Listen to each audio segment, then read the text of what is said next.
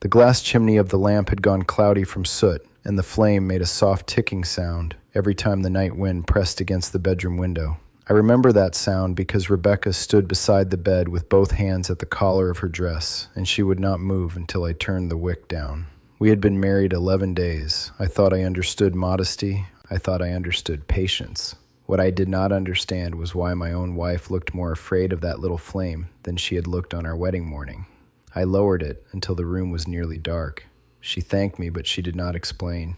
For 3 weeks, the same thing happened. Then one night, she looked at me across that dim room and told me something my father had known long before I ever asked for her hand. My name is Jonas. I am a husband, a father, and the head of a household in an old order Amish community.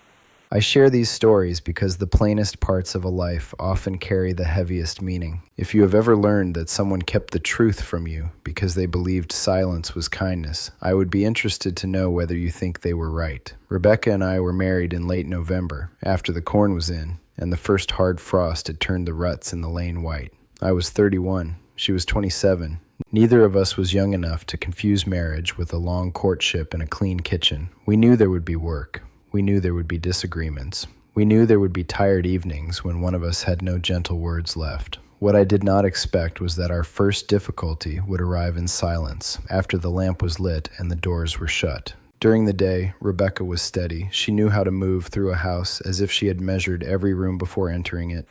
By the end of our first week, she had found a better place for the flour bin, repaired a tear in the curtain over the wash stand, and discovered that the north window in the pantry did not close tightly. She did not complain about any of it. She simply folded a strip of wool and pressed it into the gap before the evening cold settled in. She laughed easily with my youngest sister. She spoke plainly with my mother. She never behaved like a woman who feared her new home. But when evening came and we went upstairs, something in her changed. The first night, I assumed it was the shyness of a new wife. I turned my back while she prepared for bed. I heard the quiet rustle of fabric, then nothing. When I looked again, she was already beneath the quilt. The lamp turned almost out. There was no trouble in that. A man does not measure a marriage by the brightness of a room. The second night was the same, then the third.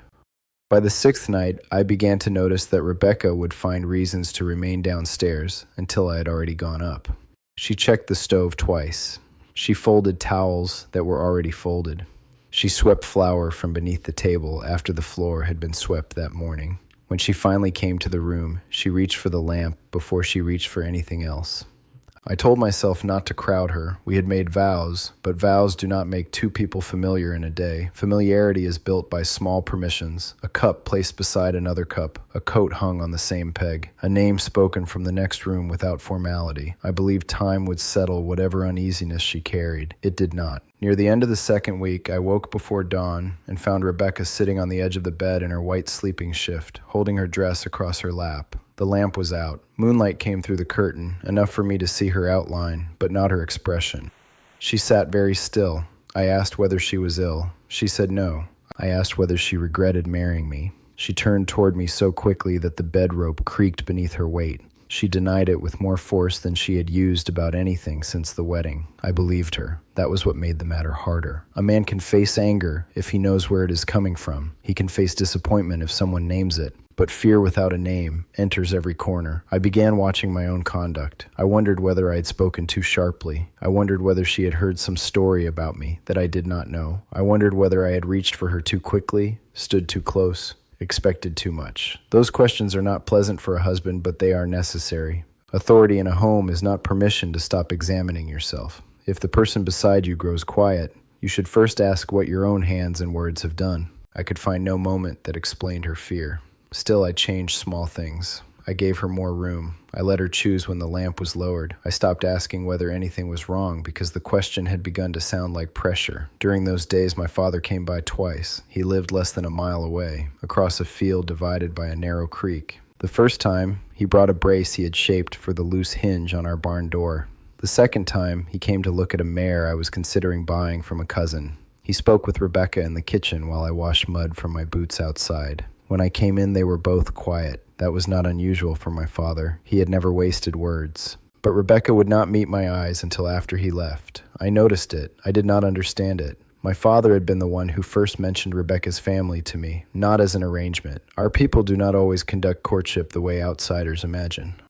He had simply said that the Miller daughter had a good mind, strong hands, and a steadiness that did not depend on being noticed. I already knew who she was. Everyone within a few districts knows everyone else by name, relation, or reputation. Still, his words had directed my attention. Months later, when Rebecca and I began speaking after singings and community meals, I remembered what he had said. I assumed he had noticed what I later noticed. She listened without pretending. She answered without decorating the truth. When she laughed, it came suddenly and ended just as suddenly, as if she had not planned to reveal that much joy. By the time I asked whether I might visit her family home on a Sunday evening, I had already begun to think of her as the woman I wanted beside me in hard years. Not only easy ones. Her father had died when she was 19. Her mother lived with Rebecca's older brother and his family. I knew there had been a barn fire when Rebecca was a child. That story was common knowledge, though no one spoke of it often. The barn had burned to the foundation during a dry August. 2 horses were lost. A hired boy suffered smoke injury. The family rebuilt before winter. In a farming community, fires are remembered by what they take, and by how quickly the neighbors arrive with tools. I had never heard that Rebecca was inside.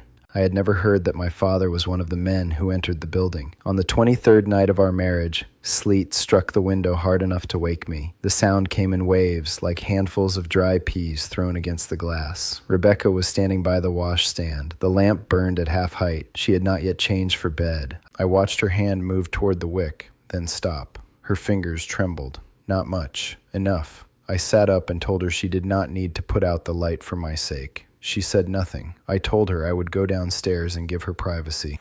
That was when she began to cry.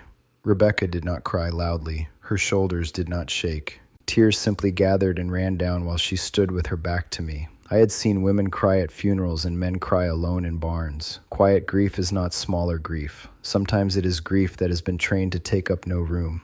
I stayed where I was. I did not touch her. After a long while, she unfastened the top of her dress and pulled the fabric away from her left shoulder.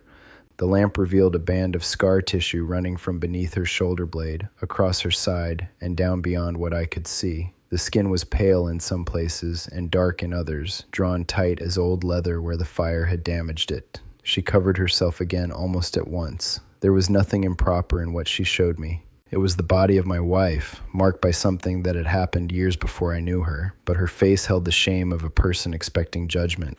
Then she spoke the only sentence from that night I can repeat exactly. Your father carried me out of that fire. The room seemed to narrow around the lamp. I knew my father had helped at the Miller fire. I did not know he had found Rebecca behind a feed partition after part of the roof had fallen. I did not know her dress had caught at the back. I did not know he had wrapped her in his own coat and carried her through smoke so thick he followed the barn wall with one hand. Rebecca had been 10 years old. She spent weeks in a room with the curtains drawn because light and heat hurt her damaged skin. Her mother changed the bandages. My father brought salve made by a woman from another district. He visited until the worst wounds closed. Then the family stopped speaking about it. Not because the fire was secret, because Rebecca's injuries were private, and because people believed privacy would allow her to grow without being defined by them. She told me that as she grew older, her mother warned her that some men might pity her and others might recoil. Her father told her the scars were no one's concern until she had a husband. That advice built a wall inside her. Each year made the wall thicker. By the time I began visiting, she had learned how to dress so no mark showed at the neck or wrist. She did not deceive me with words. I never asked whether she carried scars. She never volunteered it. Yet silence can feel like deception when it stands between two people at the edge of trust. Rebecca said my father recognized her fear before the wedding. She had spoken to him once, after a Sunday service, when she found him alone by the harness shed. She asked whether he had told me. He said he had not. She asked whether he believed she should. He told her the telling belonged to her. At first, hearing that made me angry. Not at Rebecca. At him. My father had encouraged me to notice her. He had watched me court her. He had stood beside me on the day of our wedding. All that time, he carried knowledge that had now become the first shadow in my marriage. I understood that the scars were hers to reveal, but I also felt that he had placed me inside a truth without giving me any choice about when I would meet it. That feeling was not noble. It was simply honest.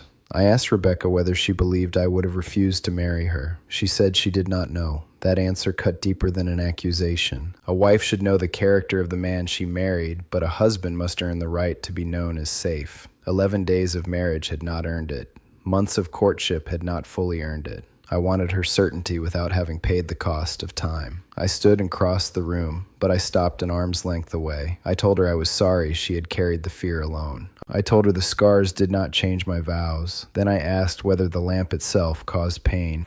She explained that it did not. The flame brought back the room where her mother changed the dressings. It brought back the smell of rendered fat in the salve, the scrape of linen, and the heat that seemed to remain in her skin, even during winter. She had believed marriage would make the fear smaller. Instead, the first evening in a new room had made it return. I turned the wick down, not because I wished to hide her, but because she had given me something fragile, and I did not need more light to receive it. We sat beside each other until the sleet stopped. I did not ask to see the scars again. Trust offered under pressure is not trust. It is surrender, and I wanted no part of that. The next morning I walked to my father's place before breakfast. Snow covered the field in a thin crust that broke beneath every step. Smoke rose straight from his chimney. He was in the workshop sharpening a plane iron. I remember the smell of oil and fresh shavings. I asked him why he had never told me. He set the iron down. He did not act surprised. He said the story was not his property.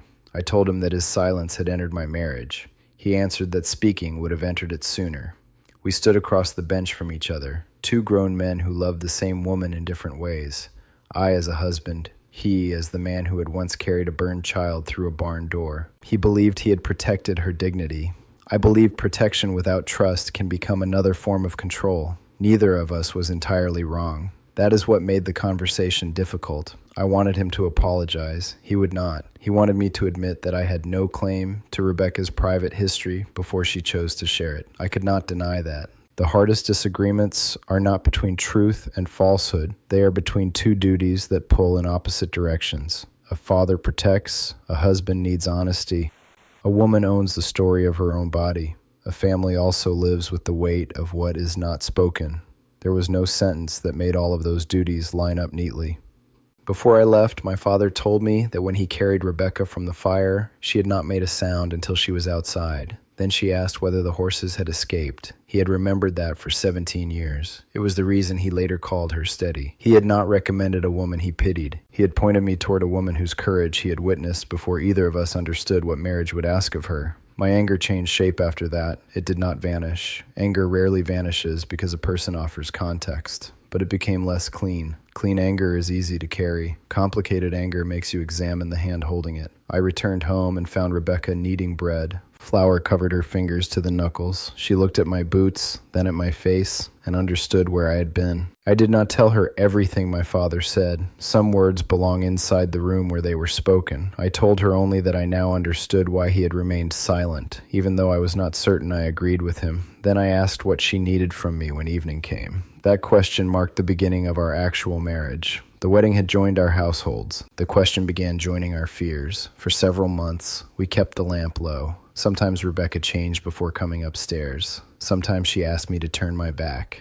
Sometimes she stood in the light for a few seconds longer than the night before. I never praised her for those moments. Praise would have made them performances. I tried only to remain ordinary. I spoke about the next day's work. I banked the stove. I checked the window latch. I learned that safety is often built by refusing to make a great ceremony out of another person's courage. In January, the temperature fell to 12 below zero. The water in the wash basin formed a rim of ice before morning. One night, the lamp chimney cracked. I brought another from the cupboard and found Rebecca holding the old pieces in a towel. She looked at the fresh chimney in my hand and nodded. I lit it. She did not ask me to lower the flame. She undressed with her back partly toward me, slowly, with no hurry to hide. I noticed the scars because they were there. I did not stare. That balance sounds simple. It was not. To look away completely would have told her I could not bear the sight. To look too long would have turned her into the marks. Love required a steadier gaze than either reaction. The scars covered more of her back than I first understood. Some were smooth. Others pulled when she lifted her arm. I realized why certain chores tired her more quickly. I had thought she was simply careful when reaching high shelves. The fire still lived in the movement of her shoulder. That knowledge changed how we arranged the kitchen. I lowered 2 shelves. I moved the heavy crock. I did not tell anyone why. Marriage contains many forms of provision that never appear in a ledger. Years passed. We had children. The lamp in that first bedroom was replaced, repaired, and finally put away in a wooden crate. Rebecca became the person our daughters went to when they were ashamed of something they could not yet name. She never hurried them. She had learned what happens when fear is given too much darkness, and she had also learned what happens when someone drags it into the light before you are ready. My father grew older. His hands stiffened. Once, when our eldest daughter asked about a pale scar near Rebecca's shoulder, Rebecca answered simply that she had been caught in a fire as a child and survived. That was all. No shame, no grand lesson. My father was at the table. He lowered his eyes to his coffee, and I saw his thumb press against the handle. I understood then that he had carried more than a child out of that barn. He had carried the responsibility of knowing what she wanted forgotten. He had kept it for nearly 2 decades. Silence had cost him something too. I do not tell this story to say every secret should be kept. Some secrets protect wrongdoing. Some allow harm to continue. Those must be brought into the open. But private pain is not the same as hidden wrongdoing. A person's wound does not become community property simply because others are curious. At the same time, marriage cannot live forever in guarded rooms. There comes a point when love asks us to reveal what shapes our fear, not because our spouse has ownership over every memory, but because trust cannot grow around a locked door no one is allowed to name. What I understand now is that Rebecca did not owe me a flawless body or a painless history. She did owe our marriage honesty when she was able to give it, and I owed her patience while she found that ability. My father did not owe me another person's story, but he did owe me the humility to understand why his silence hurt once the truth arrived. We all stood inside different duties, and none of us handled them perfectly. That is how most real families are. We do not choose between being good and being cruel every day. More often, we choose between 2 imperfect ways of protecting the people we love. The lamp was never the true problem. The problem was what its light demanded from Rebecca before she trusted me not to turn away. The answer was not brighter light. It was time. It was ordinary evenings. It was learning that a husband can know a thing without claiming it, and a wife can reveal a wound without becoming smaller in his eyes. We still have that old lamp chimney, the cracked one from January. Rebecca wrapped it in newspaper and placed it in the bottom of a drawer. I once asked why she kept it. She said it reminded her that glass can break without the flame going out. I have thought about that for many years. A marriage can survive the breaking of certainty. A family can survive the arrival of a truth that should perhaps have come sooner. What matters is whether the flame is used to expose or to warm. If you value stories from inside Amish family life, told without spectacle and without pretending every answer is simple, you are welcome to subscribe. And I would like to ask you this. When someone keeps a painful truth because they believe it belongs to another person, is that loyalty, or can silence still become a betrayal? New stories from Amish life will continue here, one honest memory at a time.